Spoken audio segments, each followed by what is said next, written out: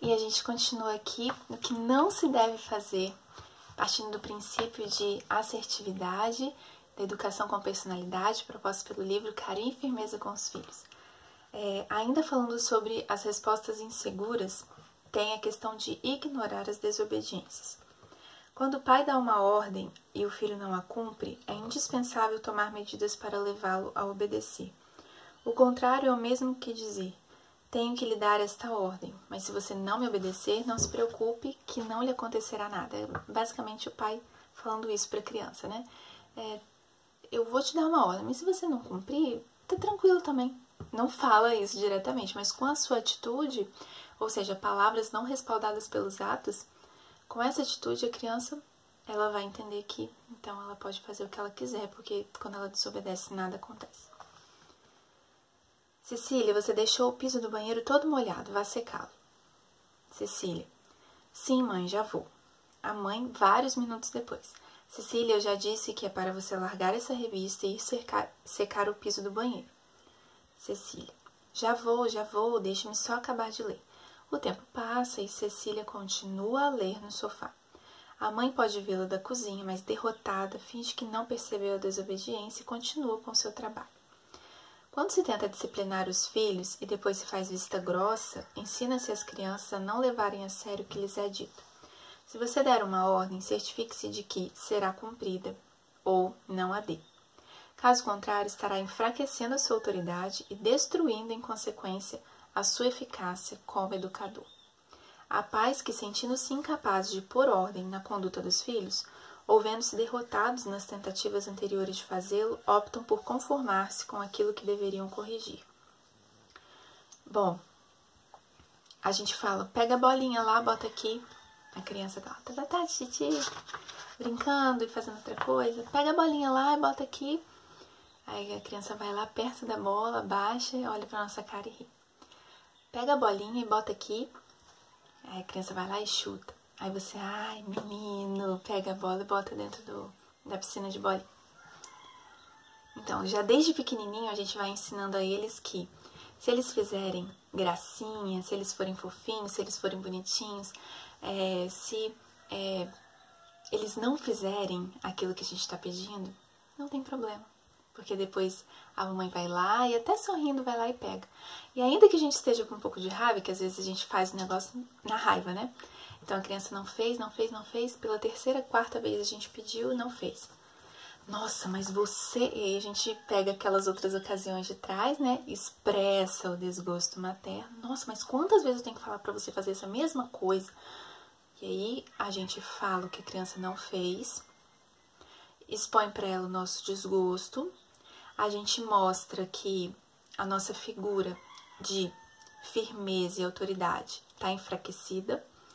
Isso aumenta as ocasiões de desobediência e a gente vai lá e faz por elas. Ou seja, não recebi uma comunicação de um problema que está acontecendo, a criança pensa assim com ela. Está acontecendo um problema, a minha mãe ficou desgostosa disso, não gostou do que eu fiz, mas não tem problema nenhum, porque ela em nenhum momento me disse o que eu deveria fazer.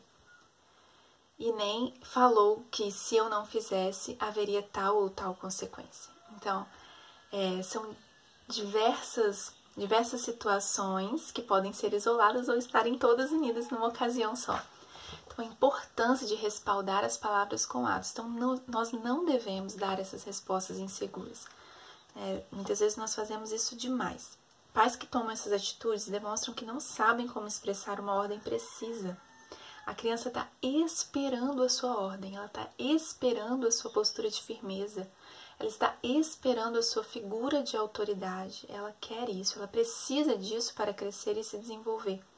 E é assim, cruel não oferecer, porque nós deixamos a criança ser conduzida pela sua própria vontade, pelo seu próprio prazer, e isso vai se ampliando nas outras situações de vida dela. Isso vai se ampliando para a infância maior, vai se ampliando para a adolescência, para a juventude, e hoje temos jovens e adultos que não conseguem ouvir nenhum não têm maturidade humana para ouvir nenhum não, não conseguem entrar em uma regra de jogo estabelecida, não respaldam suas palavras com atos, né? Então, é esse tipo de gente que nós temos no nosso meio. Muitas vezes somos nós mesmos, esses pais, né, que viveram isso com pais mais tranquilões, né, não quiseram dar tanto aquela pressão assim na vida dos filhos, e nós muitas vezes crescemos nessa realidade, no meio dessa geração, e hoje possivelmente não conseguimos ouvir um não que seja. E aí a gente está querendo perpetuar essa questão na vida dos nossos filhos ou não?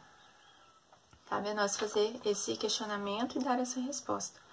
Então, não tem firmeza para garantir o cumprimento da ordem e, finalmente, que se dão por vencidos com facilidade. São 3 atitudes que prejudicam os filhos, ao invés de formá-los.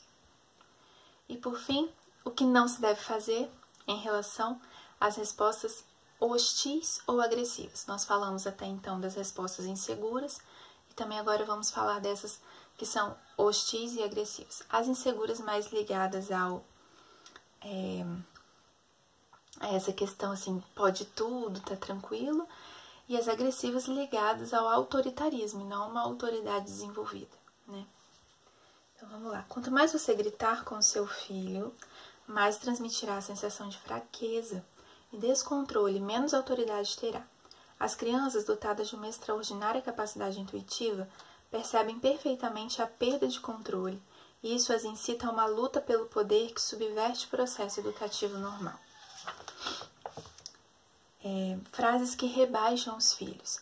Você é uma praga, sem vergonha, irresponsável, você é débil mental, você me deixa louca. Então, quando os pais transmitem nas ordens ou reações a sua própria falta de autodomínio, sepultam a própria imagem, o que incita os filhos à rebeldia e à desobediência. Frases que revelam falta de autodomínio dos pais. Você me deixa louco, você me deixa doente. Ameaça sem conteúdo. Você vai ver, você vai me pagar por tudo isso. Então, essas frases contendo desequilíbrios, né, dos próprios pais. Isso deixa a criança num ambiente muito inseguro. A criança não tem tranquilidade em crescer, em se desenvolver. Esse tipo de ameaça segue-se muitas vezes as frases. Se você continuar a comportar-se mal, eu vou... ameaças. A maioria das crianças aprende muito cedo que frases como se você voltar a fazer isso, eu vou, não costumam ser levadas a sério, porque os pais não cumprem aquilo que falaram na raiva, né? na perda do domínio, da consciência e tal. Então, eles acabam por não cumprir o castigo que prometeram no momento da raiva. As crianças aprendem assim a não dar importância a essas frases e continuam a comportar-se como bem entendem. Outra forma de responder hostil ou agressivamente são os castigos excessivos. O castigo geralmente é útil se tiver sido pensado de antemão e com tranquilidade, para ser proporcionado à gravidade do comportamento castigado. Isso é muito sério. Não adianta você corrigir uma criança botando ela de castigo por causa de um copo de água que ela derramou sem querer, esbarrou, né?